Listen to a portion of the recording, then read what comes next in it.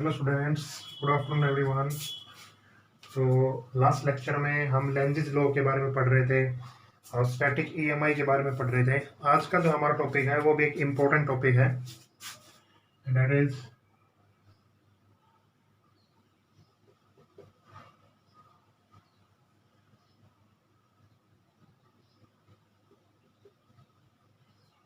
Motional EMF. ठीक है, आज का जो हमारा टॉपिक है वो क्या है? Motional EMF.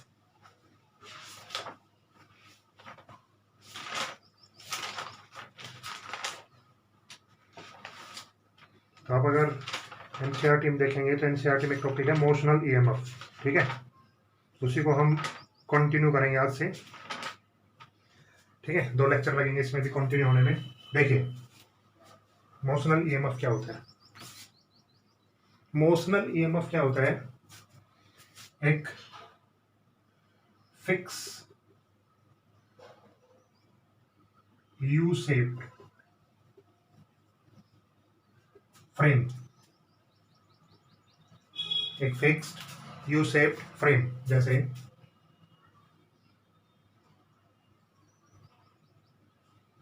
एक इस तरह का यू शेप्ड फ्रेम है जिसके अंदर ये एक रोड है,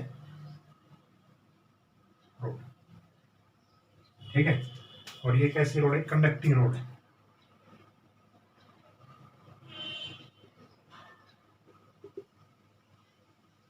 दिस इज कंडक्टिंग रोड। आस पास फील्ड करा रखा है।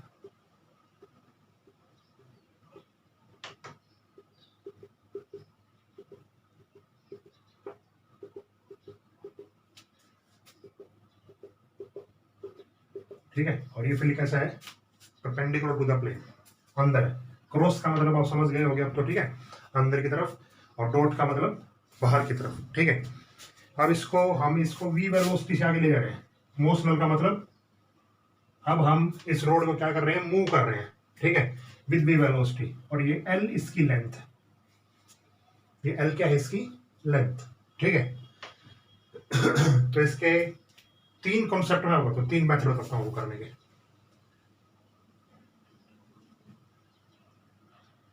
Method first, using Lorentz force.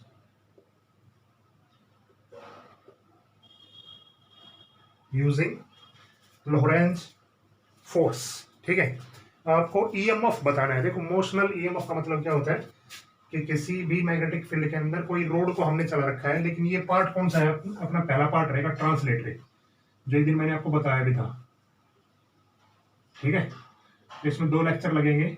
पहला पार्ट में हम करेंगे ट्रांसलेटरी और दूसरे पार्ट में हम करेंगे रोटेटरी। ठीक है, घूमने वाला, एंगुलर वाला। ठीक है, तो ट्रांसलेटरी पार्ट में हम इसको सीधा चला रहे हैं। ठीक है, तो देखिए, इसमें आपने क्या क्या काम किया था, कुछ याद है आपको? बताइए। ये दिन मैंने आपको करवाया हुआ भी है, लोरेंज फोर्स वाला।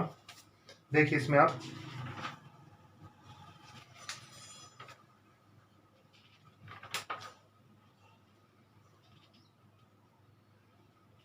बताइए, लोरेंज फोर्स वाला आपको करवाया है नहीं? ठीक है, चलो हम दोबारा बताते हैं आपको। देखो, लोरेंज फोर्स होता है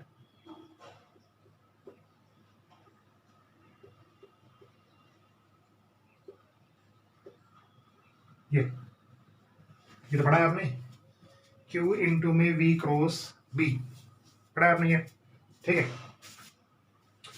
अच्छा, आप ईएमएफ आपको निकालना है। ईएमएफ क्या होता है? बताइए। ईएमएफ क्या होता है? ईएमएफ एक तरह का पोटेंशियल डिफरेंस होता है, और पोटेंशियल डिफरेंस की वैल्यू क्या होती है? बताइए मुझे। पोटेंशियल डिफरेंस किसे कहते हैं? वर्क डन अपॉन में चार्ज। वर्क डन अपॉन में चार्ज। थोड़ा सा इसको सिंप्लीफाई करता हूं मैं। देखो, वर्क डन क्या होता है? Integration of F dot DL. F dot DL. ठीक है, और अपॉन में क्या आ गया? क्यू। ठीक है, एफ की आप ये वैल्यू रखेंगे तो ईएमएफ की वैल्यू कितनी आ जाएगी? यहाँ से देखो आप, क्या मित्रा, इसको देखो, आप सीधा बता रहा हूँ आपको। वी क्रॉस बी और डॉट डीएल। ये मैं करवा चुका हूँ वैसे आपको, लेकिन दोबारा करवा, कोई दिक्कत नहीं है। 3 मेथड इसके यही बताया था मैंने आपको, ठीक है। वी क्रॉस बी इंटू में डीएल। अब मान लेते हैं बी जो है यहाँ पे क्या है, यूनिफॉर्म, और बी को हम कांस्टेंट स्पीड से आगे लेके जा रहे हैं, ठीक है। बी को हम कांस्टेंट स्पीड से आगे लेके जा रहे हैं, ठीक है।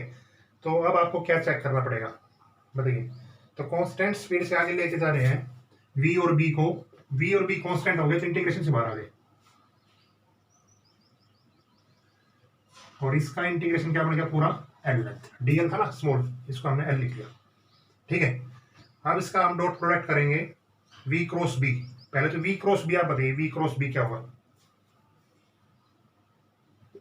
वी क्रॉस बी, इसके बीच का एंगल कितना है, देखो बी इस तरफ है, ठीक है, और बी अंदर की तरफ है, दोनों के बीच का एंगल कितना डिग्री होगा, 90, ठीक है। तो फोर्स की डायरेक्शन तो ऊपर की तरफ आएगी, लेकिन अपना काम वो फोर्स नहीं है, अपना काम सिर्फ ईएमएफ है, ठीक है। तो वी बी डॉट एल हो गया नहीं, ठीक है। इसको भी आप एल वेक्टर ले लो, ठीक है, ये एल। अब इसका आप डॉट प्रोडक्ट करें वी बी डॉट एल, ठीक है। तो वी बी और डॉट एल के बीच का एंगल कितना है, वो हमेशा एरिया वेक्टर जैसा रहेगा, एरिया वेक्टर, ठीक है। तो वो हमेशा 0 डिग्री। तो ई की वैल्यू अपने पास जो आएगी ना, वी बी वी एल, ठीक है। This is the first method, ये मैं आपको करवा भी चुका हूं वैसे, ठीक है। तो अपने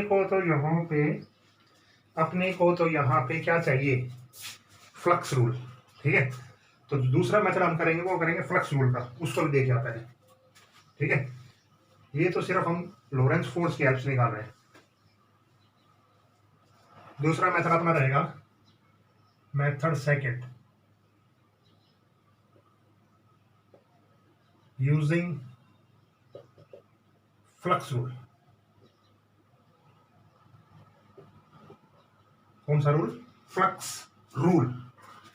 देखिए फ्लक्स रूल से हम किस तरह निकालेंगे, देखो फ्लक्स की डेफिनेशन क्या होती है, मुझे आती होगी, बी ए होता है, या बी डॉट डी एस, आप इस तरह बी डॉट डी एस आपने इस तरह लिखा हो ना, B dot D S, phi is equal to B D S cos theta, ठीक है। मैग्नेटिक फील्ड और एरिया, एरिया का मतलब कि मान लेते हैं ये किसी टाइम यहां पहुंच गया होगा, ठीक है, एक्स डिस्टेंस दूर, मान लेते हैं एक्स डिस्टेंस दूर ये पहुंच गया होगा, ठीक है, कुछ, ठीक है। तो इसका फील्ड अंदर की तरफ है, रोड को हम ले जा रहे हैं, तो उसका एरिया भी किस तरफ बनेगा, अंदर की तरफ, ये बाहर की तरफ एक तरफ बनेगा, ठीक है। तो वही बात है, तो थीटा कितना होगा, 0। तो बी डी एस, ठीक है। उसके बाद सरफेस एरिया अगर हम लिखेंगे तो कितना आएगा, देखो बताइए, सरफेस एरिया अगर हम लिखते हैं तो आता है एल इंटू में एक्स, एल लेंथ का ये था, एक्स डिस्प्लेसमेंट ये चला, ये बात समझ में आ गई नहीं आपको, ये मुझे पहले आ गई होगी, ठीक है। अब by the definition of EMF, ये भी मैं आपको करवा चुका हूं वैसे, इसको अब देख लो, E इज इक्वल टू क्या होता है, D phi upon D T, D phi upon D T. जो माइनस लगाते हैं ना, माइनस, वो सिर्फ और सिर्फ किसके लिए होता था, सिर्फ और सिर्फ वो डायरेक्शन के लिए होता है, बस वो अपोज करेगा, ठीक है। उसका यहाँ पे कोई काम नहीं है, ठीक है। तो देखिए आप, E is equal to D upon में डी टी, बी की वैल्यू कितनी है, फाई की वैल्यू, बी एल एक्स, ठीक है। इस एल को छोटा लिख लो, पहले क्या छोटा लिखा, ठीक है। बी और एल, देखो मैग्नेटिक फील्ड यूनिफॉर्म है, एल लेंथ से आप लेके जा रहे हैं, पूरी लेंथ से, एक्स डिस्प्लेसमेंट आप वेरी कर रहे हैं, देखो एक्स हर बार चेंज हो रहा है, पहले यहाँ यहाँ यहाँ यहाँ, एक्स हर बार वेरी हो रहा है, ठीक है। D X upon D T, B L D X upon D T क्या होता है, बताइए, D X upon D T क्या होता है, वेलोसिटी। तो इससे भी यही आया, ठीक है। तो अपने सिलेबस में तो यही है फ्लक्स रूल वाला, ठीक है। बाकी आपको तीनों आने चाहिए, क्या पता पूछ भी लें, ठीक है। तीसरा मेथड, अब हम तीसरे मेथड चलते हैं, समझ में आ गया होगा। मेथड नंबर थर्ड, ये दोनों मेथड हम आपको करवा चुका थे, इसलिए थोड़ा जल्दी बता दिया, ठीक है। मेथड नंबर थर्ड, ओके आगे बढ़ते हैं। मेथड नंबर थर्ड किससे यूज करें हम? Using electrostatic concept.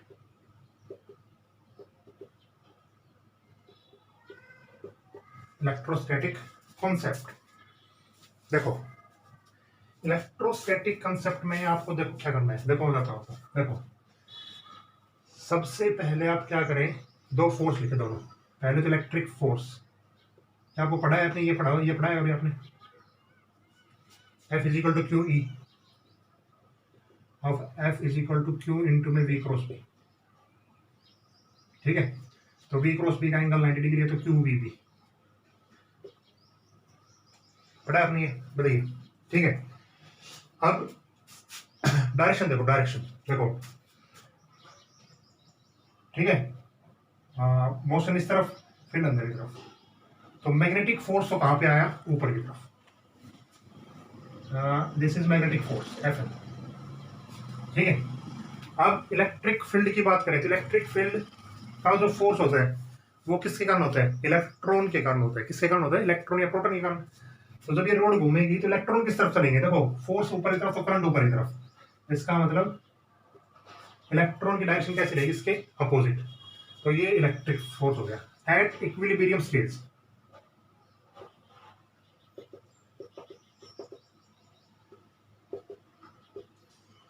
Q E is equal to कितना बच गया, क्यू वी बी, क्यू से क्यू क्या हो गया, cancel, E is equal to कितना बच गया, वी बी,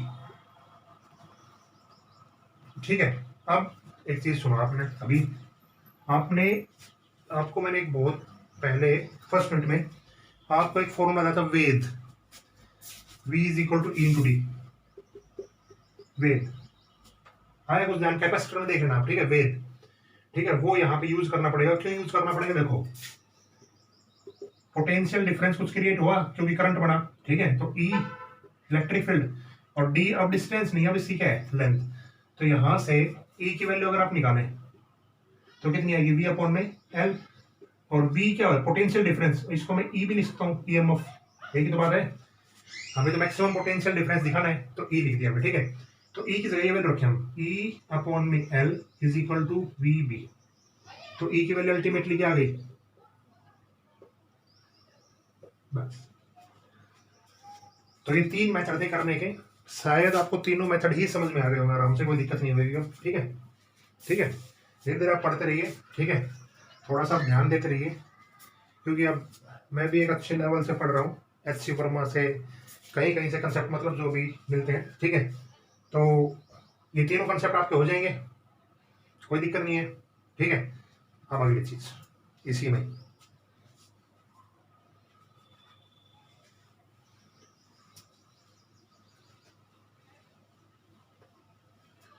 देखो इसी में ही एक छोटी सी और करते हैं, वो ध्यान से देखिए क्योंकि न्यूमेरिकल काम आएगा। अगर पूछ लें आपसे फोर्स, ठीक है, फोर्स के बारे में, ठीक है, तो फोर्स देखो यहाँ पे क्या होगा, F is equal to, force क्या होता है, ILB। देखो यहाँ पे करंट जनरेट हुआ, मैग्नेटिक फील्ड है, L लेंथ है, ठीक है। तो अब मुझे ये बताइए ILB फॉर्मूला क्या बनेगा, देखिए इंड्यूस्ड EMF आप लिख चुके थे, उसके नीचे एक ये टर्म और लिखना, इंड्यूस्ड करंट, लिख लोगे, इंड्यूस्ड करंट। इंड्यूस्ड करंट क्या होता है बताइए मुझे, I is equal to E upon में R, लिखता हूं ऐसा।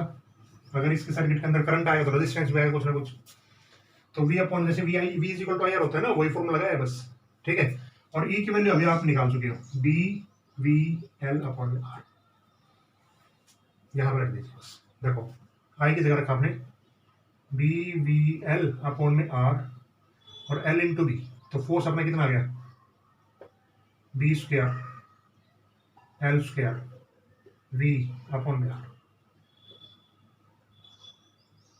बताइए। तो पहला हमने निकाला था इंड्यूस्ड ईएमएफ, दूसरा हम निकाल रहे हैं इंड्यूस्ड करंट, तीसरा हम निकाला फोर्स, और चौथा हम निकालेंगे एनर्जी लॉस्ट। एनर्जी लॉस्ट मतलब पावर, कितनी पावर से एनर्जी लॉस्ट हुई। ठीक है, तो एक पावर का फॉर्मूला भी आप देख लो। पावर क्या होता है? I square R. ठीक है, आई की वैल्यू आपने निकाली है, तो आई स्क्वायर देखो B square L square V square upon में आर स्क्वायर, तो एक आर से एक आर कैंसिल हो जाएगा आर। ठीक है, बस फोर्स में क्या आता है, एक वी एक्स्ट्रा जुड़ जाता है, और पावर का अगर इस तरह फॉर्मूला लिखा तो ये फॉर्मूला भी होता है एफ इंटू वी, ये भी होता है। ठीक है, तो यहाँ से वी स्क्वायर ऐड होगा, बस और कुछ नहीं है। ठीक है, पावर के सारे फॉर्मूले से यही आएगा तरीका, तो ठीक है, कभी आप सोचा लगाएगा। ठीक है, पावर वी इंटू आई होता है, उससे भी आ जाएगा। ठीक है, तो ये टोटल एनर्जी लॉस्ट होती है इसमें।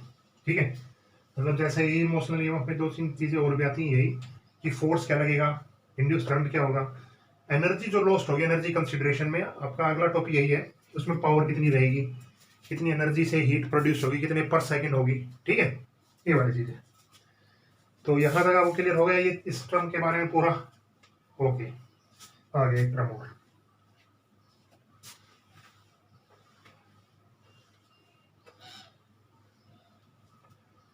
Direction.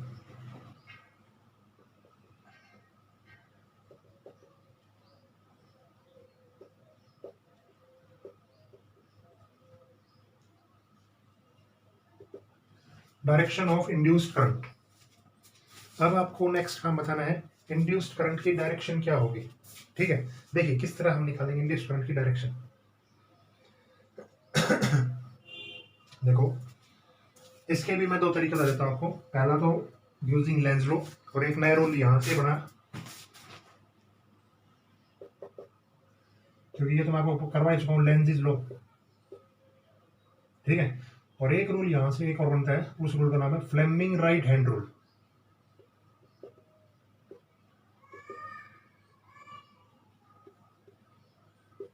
Fleming right hand rule.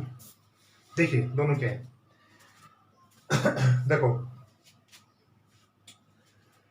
ये जब इसके अंदर से जा रहे हैं वी वेलोसिटी से, ठीक है, तो मैग्नेटिक फील्ड किस तरफ है, अंदर की तरफ। ठीक है, जब ये धीरे धीरे बाहर निकलने का होगा, इस तरफ बाहर निकलने को चला जाएगा। डायग्राम तो आप एक बना लेना, उसके बाद मैं बता रहा हूँ आपको। ठीक है, तो मैग्नेटिक फ्लक्स इंक्रीज होएगा कि डिक्रीज होएगा। अब यहां से चला तो मैग्नेटिक फ्लक्स कैसा हुआ, इंक्रीज हुआ। क्यों? क्योंकि मैग्नेटिक फील्ड लाइंस को कट करते हुए चलेगा। ठीक है ना, समझ गए। ठीक है, तो इसका मतलब यहां पे जब हम देखेंगे इसको यहां पे, ठीक है, तो इसके अंदर जो करंट फ्लो करेगा वो कैसा करेगा। देखो, यहां पे मैग्नेटिक फ्लक्स कैसी है,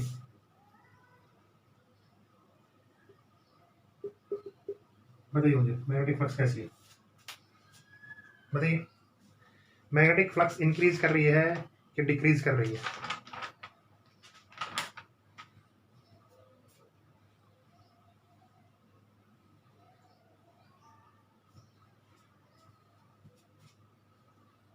बताइए,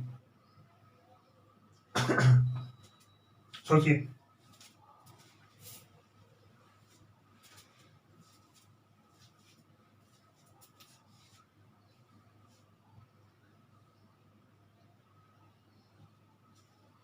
देखो, देखिए, जो इसके अंदर देखो बाहर निकलेगा तो मैग्नेटिक फ्लक्स डिक्रीज कर देगा, कोई दिक्कत नहीं, लेकिन इसके अंदर है तो मैग्नेटिक फ्लक्स मैक्सिमम है, कट करते हुए चल रहा है इसको मैग्नेटिक फील्ड लाइंस को। तो इसका मतलब ये मैग्नेटिक फ्लक्स को क्या कर रहा है, इंक्रीज कर रहा है। मैग्नेटिक फ्लक्स इंक्रीज होगा तो कौन सा पोल आता है, सेम पोल। इसका डॉट, ये क्रॉस प्रोडक्ट है, इसका मतलब कौन सा पोल है यहाँ पे, नॉर्थ पोल है। नॉर्थ पोल, ये डायरेक्शन आपको अच्छी तरह क्लियर होगी ना, डायरेक्शन क्लियर होगी तो ये आएंगे। ठीक है, तो नॉर्थ पोल हो गया, तो इसका मतलब इसको सपोर्ट करने के लिए कौन सा पोल आएगा, इसको मतलब अपोज करने के लिए कौन सा पोल आएगा, नॉर्थ पोल, क्योंकि इंक्रीज हो रहा है फ्लक्स। तो यहाँ पे जो करंट फ्लो करेगा ना वो एंटी क्लॉकवाइज फ्लो करेगा। करंट जो फ्लो करेगा वो कैसा फ्लो करेगा, एंटी क्लॉकवाइज। ठीक है, इस तरह से।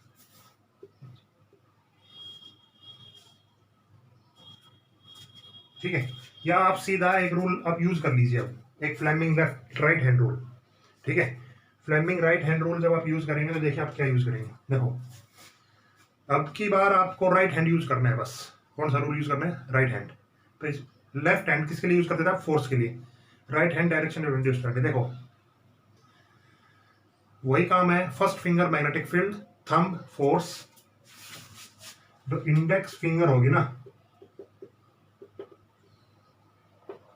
ठीक है, वो किसकी तरफ रहेगी? मैग्नेटिक इंडेक्स मैग्नेटिक फील्ड की तरफ, ठीक है। थंब रहेगा फोर्स मोशन, और सेंट्रल फिंगर आपको किसकी डायरेक्शन देगी? Induce direction. लेकिन कंडीशन क्या है?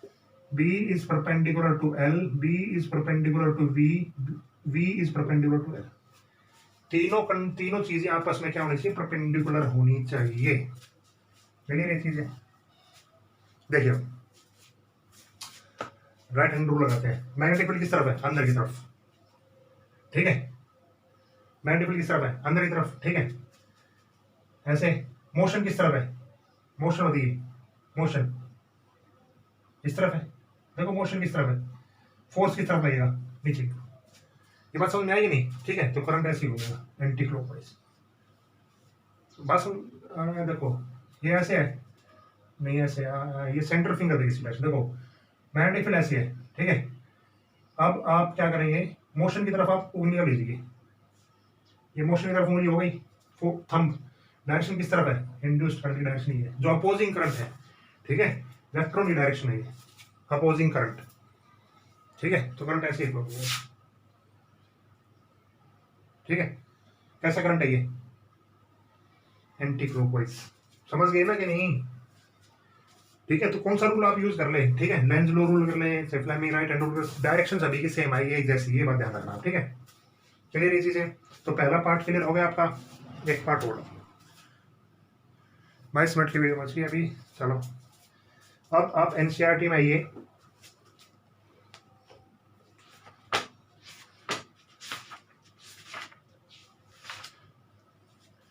Question number 6.8।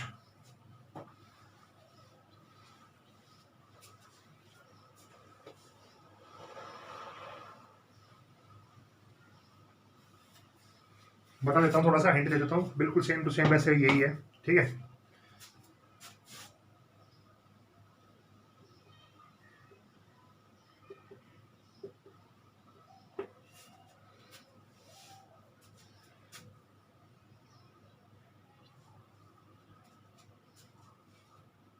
बस थोड़ा समझने की कोशिश करो इसको, ठीक है। क्या क्या है मैं बता देता हूँ, करना आपको खुद ही है। देखो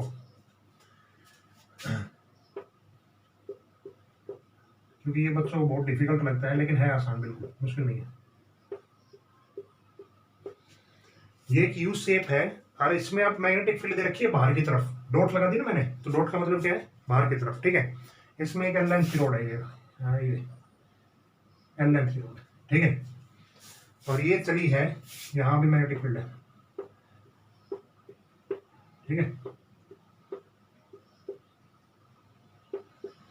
इसमें एक एल लेंथ रोड है, वो वी वेलोसिटी से चली है, और ये पोजीशन इसने मान लिया x इज इक्वल टू 0, ठीक है।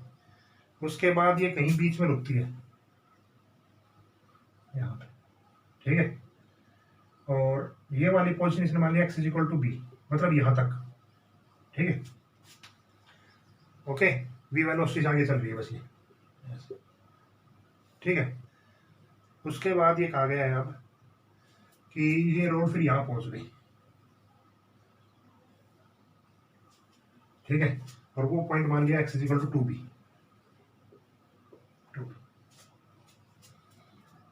डायग्राम आप एनसीईआरटी बुक में देख सकते हैं, या प्रदीप की बुक में भी आपको मिल जाएगा, सोल्ड एग्जाम्पल में कहीं ना कहीं, क्योंकि बहुत इंपॉर्टेंट क्वेश्चन था, ठीक है। इससे बेस्ड है। अब इसमें ये निकालना है कि 4 चीजें निकालनी है आपको। Flux, EM of induced, force, power, और इनके ग्राफ बता गया कहां से कहां तक। जब ये 0 से b पे गया और b से 2b पे गया, ठीक है। और फिर 2b से वापस b पे आया और बी से वापस 0 चला गया। मतलब क्या है, ये नोड मूव कर रही है 0 से बी, बी से 2b, 2b से बी और बी से 0। बस इस पे आपको एक ग्राफ स्केच करना है, ठीक है। तो आपको पहले ये वैल्यू पता होनी चाहिए क्या क्या होती है, ठीक है। 5 बताइए, अगर मैं बात करूं फ्लक्स की 0 से बी तक, 0 से बी तक, ठीक है, यहां से लेके यहां तक कितना फ्लक्स है बताइए मुझे आप।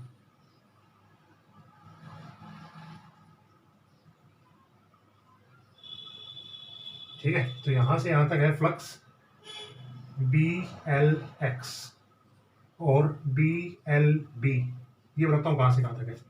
ये तो है 0 टू बी और ये है बी टू बी। देखो बताता हूँ आपको, देखो बी पूरा यहां तक है, तो ये इसके अंदर एक्स ही चला पूरा, बी तो नहीं चला, बी तक नहीं पहुंचा ना ये, तो ये पूरा कहां तक चला, एक्स, एल इंटू एक्स और बी, समझ गए।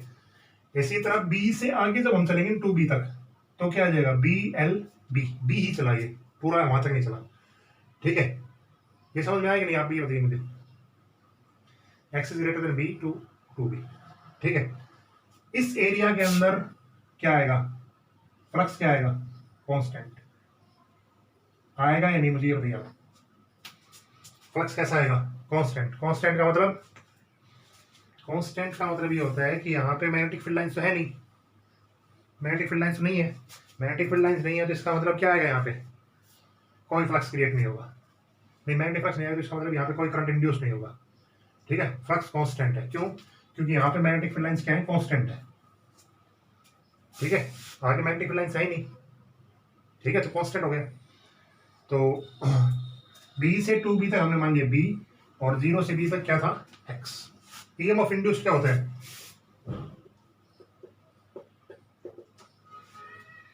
ठीक है, कितना आ जाएगा, माइनस डी एल वी, और ये कितना आ जाएगा, 0।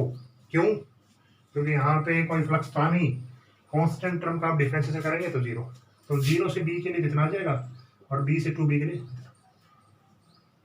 Force B square L square V अपॉन में आर, 0 टू बी, ये आएगा माइनस, नीचे वाला आएगा प्लस, ठीक है।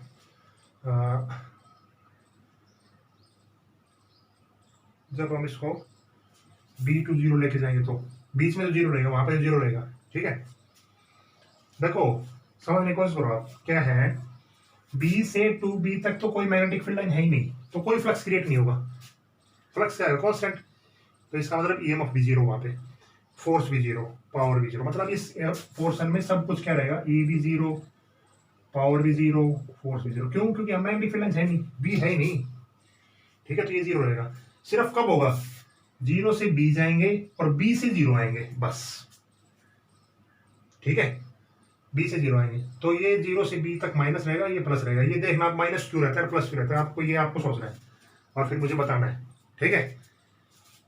और पावर होगा B square L square V square upon में आर, दोनों केस में ये रहेगा, इसमें भी और इसमें। क्यों रहेगा, क्योंकि पावर एक स्केलर क्वांटिटी है, तो ये हमेशा पॉजिटिव रहेगी, ठीक है। तो ग्राफ अगर मैं स्केच करूं तो ग्राफ बता देता हूं आपको कैसा है, बस आपको एक टर्म पे सोचना है, फोर्स पे।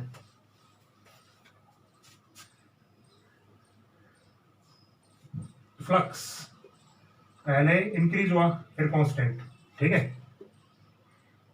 कहां से कहां तक, टू बी तक, ठीक है, फिर टू बी से फिर दोबारा कहां आ गया, 0 पे, तो डिक्रीज। पहले इंक्रीज हुआ, वापस आएगा तो डॉट कम होते चले जाएंगे तो डिक्रीज। ईएमएफ पहले केस में नेगेटिव आएगा, दूसरे केस में जब डिक्रीज होगा तो नेगेटिव नेगेटिव पॉजिटिव हो जाएंगे, बीच में कांस्टेंट। फोर्स यही आएगा, पहले नेगेटिव बाद में पॉजिटिव। पावर पहले भी पॉजिटिव आएगी बाद में, क्योंकि ये स्केलर क्वांटिटी। तो आपको इस तरह की ग्राफ मिलेंगे, इसमें 4, ईएमएफ, पावर, फोर्स और पावर। इतना काम आपको करना है, सोचना कहाँ है, केवल और केवल यहाँ पे, बस ये नेगेटिव क्यों है। आपको समझ में आ जाए तो मुझे बता देना, नहीं आया तो मेरे से पूछना जरूर, ध्यान रखिए, ठीक है। चलिए ये चीज़ें यहाँ तक तो ये क्वेश्चन आप करना ही करना है, बहुत इंपॉर्टेंट क्वेश्चन है इसका, काफ़ी चीज़ें इस पर डिपेंड करती हैं। कल हम करेंगे रोटेटरी पार्ट का, ठीक है। Okay, good bye.